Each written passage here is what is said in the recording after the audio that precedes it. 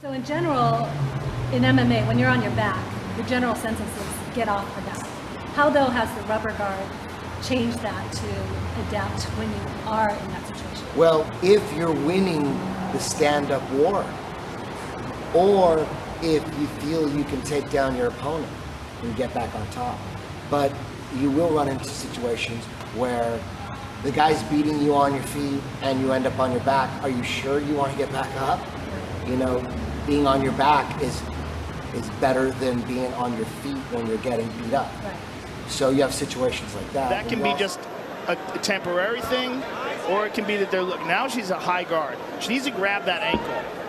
As she pulls that foot up like that, she's got to grab that ankle to secure that position. And you also have situations where maybe you are winning the stand-up war, but your opponent is a superior wrestler and he keeps taking you down at will.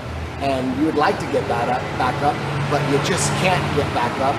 And you can, either continue to try and it eats time off the clock, and there have been lots of fighters that choose to spend all their time on their back trying to get back up. And she's got great leg dexterity and great flexibility, and that can come into play, but she's got to utilize it. And then, you know, you have the end of the fight, 3 rounds, 3 5-minute rounds, maybe 3 3-minute rounds go so quick, and you just spent the whole fight trying to drag yourself back up when you could have possibly submitted them off your back and spent all that time setting up submissions off your back or sweeps off your back. In the rubber guard system, you have a free arm. That's the difference. Instead of using 2 arms to control his head and his posture, we're using 1 arm and 1 leg, which requires some flexibility and some dexterity. So you have a free arm to set up different transitions, different paths, and from there it gets really complex and sophisticated. But it also can be very basic as well. It all depends on what you want to do. 4 of his wins in the UFC for Hazlett have come by submission. But so far, it's all about striking here in this fight's getting to 3 5-minute rounds. Tamden's got the leg, he's got him down, he's got to be careful here. Rubber guard, turns to omoplata. Tremendous Brazilian Jiu-Jitsu practitioner just received this black belt from George Gurgel. You see the way Dustin has his right leg underneath Tamden McCrory's left armpit. He's really controlling Tamden's body with that. And he's going to turn it around. He's and it's all over! Dustin Hazlett wins by submission. Very nice technique. Dustin Hazlett is one of the most dangerous guys on his back in the Ultimate Fighting Championship. And it's because of his extensive knowledge of the rubber guard. I mean, what the rubber guard does is allows a guy to hold the fighter in position, not take any damage, and really allows you to control a fighter in the best way possible without using the gi. A lot of jiu-jitsu guys, they start out learning how to do it from the gi. And the gi gives you a lot of extra traction that you don't have when you fight no gi in MMA. Joe, our fight replay brought to you by Bud. Black belt in Brazilian Jiu-Jitsu, black belt in Judo. He thinks of himself as a counter striker. No, he certainly does. He's very smart. I like the game plan I saw against Dan Hornbuckle. Santos, you see posturing up on both knees. Now Santos against Hornbuckle got takedowns, got on top, did not do a lot with it. Seemed content to stall, but now he's caught. Into the triangle. Saunders looking to finish. Santos raising up. Trying to pull his head out. His head out. It's a reverse triangle, but he also has an omoplata on the right side if he can get it. And Santos is just stuck.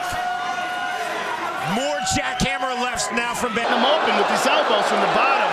Being very cautious of the angle, too. Smart move by Saunders. Kenny's trying really hard to slip out of here, rather. He's trying to pull his head. Just Santos right into the guard and back to rubber guard. Oh, I love stuff like this as a jiu-jitsu guy. Seeing someone be so aggressive with the submissions, not trying to stall, going for the finish, doing damage. Look at the flexibility of Ben Saunders. A guy this tall and flexible is so hard to get. Same thing. Now the triangle, and he is cranking down. Oh, it's a reverse. Look, does he have time to finish? As Saunders has. Wow. That's That's an outstanding takedown. But look, immediately back to mission control where he's completely safe. This is the difference between Ben Saunders and almost every other welterweight. When you get stuck in his guard, first of all, you're not doing any damage when he gets you in this position, and he's threatening you. And unless you work with a guy who has a good rubber guard and the kind of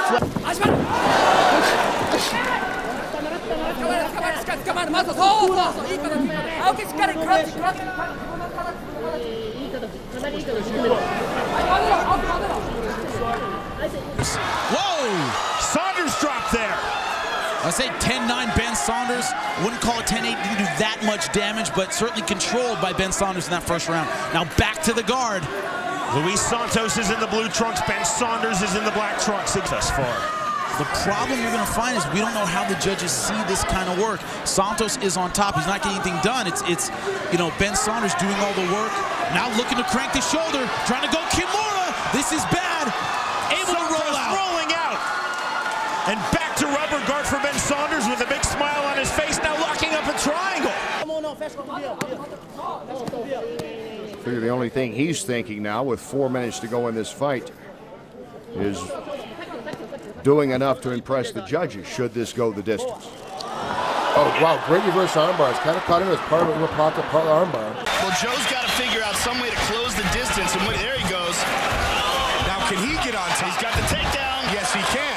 So let's check out the rubber guard of George Soteropoulos.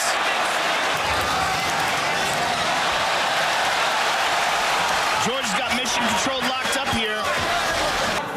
How cool does Ben Saunders look from his back in this fight, Jimmy? Man, he looks fantastic. And this is against a jiu-jitsu black belt, a judo black belt, a guy who knows what he is doing. As it was for so much of round number 1. And now committing to the omoplata. He might get it here. So much pressure on the shoulder. Oh, incredible torque. No doubt about it. He said he doesn't mind Ben Saunders' tie clinch. He's worked a bunch of. Jason Knight says since he started fighting in the UFC, the one thing he's worked. Knee tap variations to prepare for that position. Said he can't. But offensive. Right now he's going to mission control. He gets what you call the meat hook. He throws his left arm over. Can't maintain it. Well, you saw Eddie Bravo in Ben Saunders' corner, so no surprise we're seeing the rubber guard here. Or depending on how he likes to set up in submission. See how he keeps trying to clear the neck? He's going to clear the neck and he reestablishes the grip. He's in a very good position here. He's right there where he wants to be, Aoki. And what's happening is that in the first fight, Jay-Z would punch him, and as he was getting hit, Aoki would jump guard, which made it look bad. It looked like he was running away from the punching. Now, in this fight, he's not even letting Jay-Z get any punches off. He's just immediately jumping guard and landing in a good position. So Jay-Z, the whole time, looks like he's being defensive. Stand us back up. Now, there are armbar variations he could go for here. He's in a real good spot here. Chaz Kelly, he's got to be real careful of his right arm. His right arm's in a bit of jeopardy here. You can see the right arm of Chris Heatherly sticking out. If Ben could get his left leg all the way around the head, he maybe. The bottom is getting off more damage tonight. Well, we saw how effective. Look at this. So that's the omoplata. He uses it to roll and wind. Able to go for it. This takes incredible dexterity. Go hard for submission. Might turn it into a wrist lock here. Might turn it into a wrist lock. Oh, that's incredible torque. Terrible position. Santos trying to get through, and he does now close his guard. But Robertson has allowed him to get here, which is called mission control. But here he attacks the Kimura to try to change the position. But Jason Knight, super dangerous from this position. One more time, he hits it. Training his Brazilian Jiu-Jitsu Joe under Eddie Bravo. And what he's setting up here, well, now he's going to an invisible collar with elbows from this position. But this is not good for Kenny Robertson. Saunders is excellent at this position. Well, now he's not against the fence, so now he's free to move. Position. He's going to a gogoplata. He's going to a gogoplata, shin of the chin. He's very good at holding you here, and he's putting tremendous pressure on Robertson's neck here. Robertson is a lot of trouble here. Eddie Bravo right there. Chaz Kelly's in trouble. He rotates. Good job of using the arm to block the transition. Now he winds up on top again. Commissioner and coach. He will switch to an omoplata, and if he does so, he's got to get that right arm around the waist. Robertson recognizes it, and he's trying to wind up on top. Got that arm trapped. Looking for an omoplata. Ben is closing off the blood supply to his brain. He's given him some hard elbows to the head here. He's opened up a cut. Oh, it's getting bad now. A lot of blood. And he's coming on a very proper movement, Joe, with those elbows, coming to the side. Now, Heatherly's going to sneak out. We'll see if Ben tries to use this as an opportunity to stand back up. He's going to work for an omoplata here. Very rarely do we see this finish a fight, but he's got it wrapped up, puts tremendous pressure on the left shoulder of Chris Heatherly here. Like, look at what's going on here. Yeah, bloodied up, not yet beaten, but all about Ben Saunders. And again, we stress that his corner believes he needs.